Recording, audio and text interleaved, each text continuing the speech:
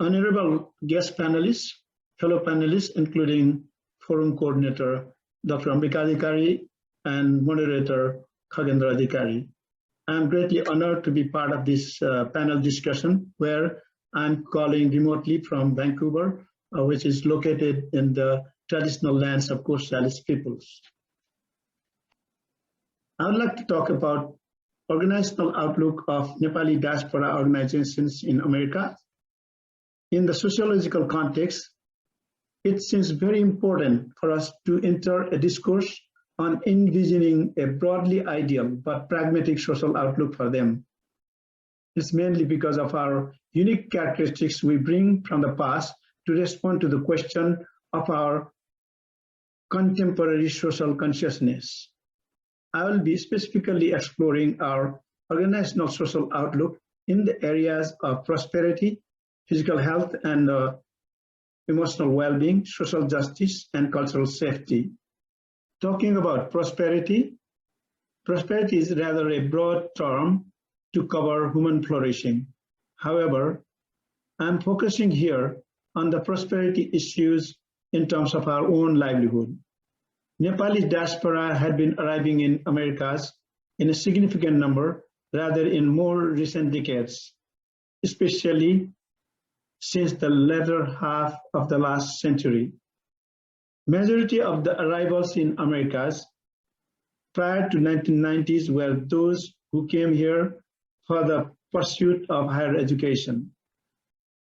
Whoever stayed back in Americas after their successful training have done well in their settlement through professional and academic endeavors, leading to their good prosperity in livelihoods.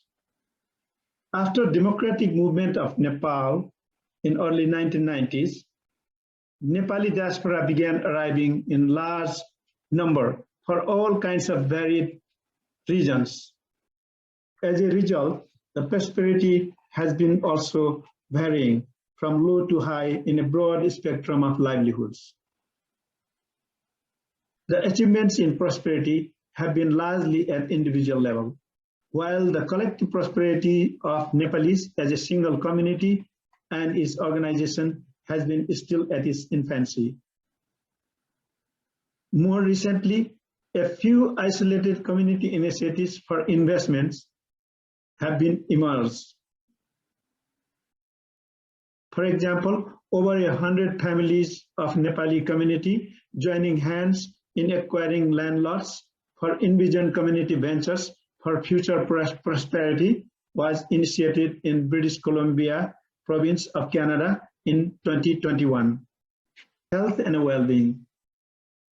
Going by the WHO definition of health, health is a state of complete physical, mental, and social well-being, and not merely the absence of disease or infirmity. COVID-19 pandemic has shown us how our health is affected, not just by the disease-causing pathogen, such as a coronavirus, but also all the spheres of our life in geospatial and temporal realms, impacting on our health status. In non-pandemic situation, when we would go to our new normal post-pandemic time, especially in America, majority of our health problems will rest mostly on numerous non-communicable diseases called NCDs that do not even have any specific causative agent. Adopting the right lifestyle is the key to our health, resulting in physical health and emotional well-being that would contribute directly to the positive aspirations of our social outlook.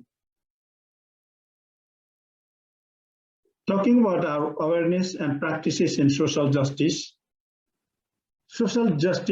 is about projecting the overall well-being of every individual in the society who can reach their full potential for their own flourishing, eventually contributing to the well-being of the community, society, and nation, so that the success of the society is linked to the well-being of each and every citizen. However, an essential requirement for this to happen is to remove the barriers along the way so that everyone can enjoy the journey toward their dreams with confidence and dignity in equitable terms. Here, I would like to borrow a quote from MLK Jr. Injustice anywhere is a threat to justice everywhere. Unless we have ensured social justice with human rights, social equality based on fairness in the society, leaving behind the baggage of the unrealistic traditions that are handed down to us with mythological superstitions, we cannot achieve our envisioned social outlook both at individual and organization level. Traditional hierarchical stratification of the Nepali society has to do with what is emerging in more recent times as some of the social problems, especially in American cities with relatively larger group of Nepali diaspora. The 21st century calls for the cultural safety and humility to reclaim the human dignity of all people that are part of a community organization, society, nation, and the world in equitable terms.